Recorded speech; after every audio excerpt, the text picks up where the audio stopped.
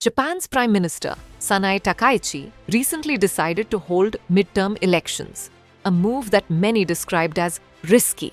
However, when the results came in, the picture had completely changed. The Liberal Democratic Party, or LDP, won 316 out of 465 seats, securing a two-thirds majority. This was not just a win, but a tremendous mandate. Now the question arises, what exactly is this mandate for? In fact, the LDP had faced significant criticism in 2024. Leadership had been changing repeatedly. Shigeru Ishiba, Fumio Kishida, and Yoshihide Suga, three leaders who served as prime ministers, had failed to leave a long-lasting and strong political mark. Amid this environment, Takaichi emerged from within the party in October 2025. Initially, she was seen as just another face, but gradually, she positioned herself as a decisive leader. Takaichi's election campaign was straightforward and clear. Strong security policies, an active role in the Indo-Pacific, and national interest above all. In November of last year, when she made a statement on Taiwan, China reacted angrily, imposing some economic sanctions. Tensions rose. However,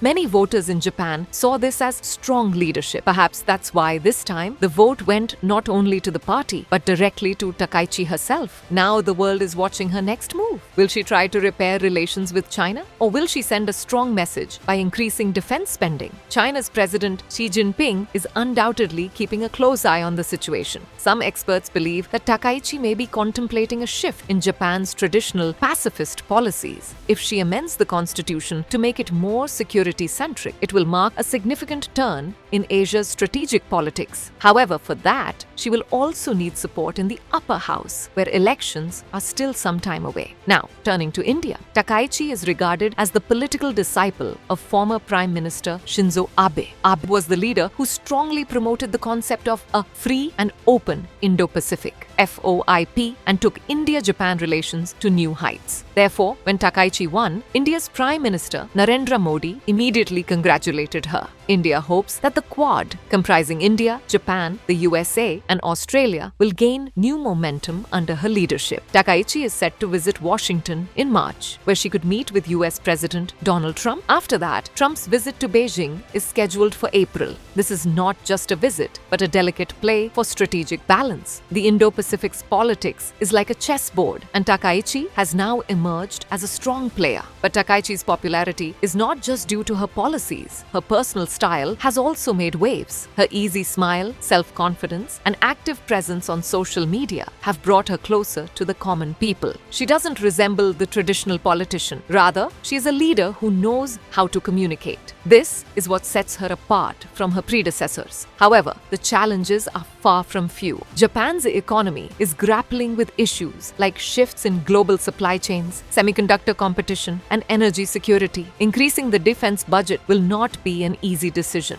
Trade relations with China are also important. Finding a balance will be her greatest test. So does Takaichi's victory mark the beginning of a new power balancing politics in Asia? Or is it simply the return of stable leadership in Japan? Perhaps it's both. One thing is certain, the 2026 mandate is not just about Japan's domestic politics. It is linked to the future of India, China, the US, and the entire Indo-Pacific region. In the coming months, Takaichi's decisions will determine the direction in which Japan moves, and the world will be watching closely. So viewers, we will conclude the discussion here and note today's question. How can the recent political changes in Japan affect the power balancing politics of the Indo-Pacific region?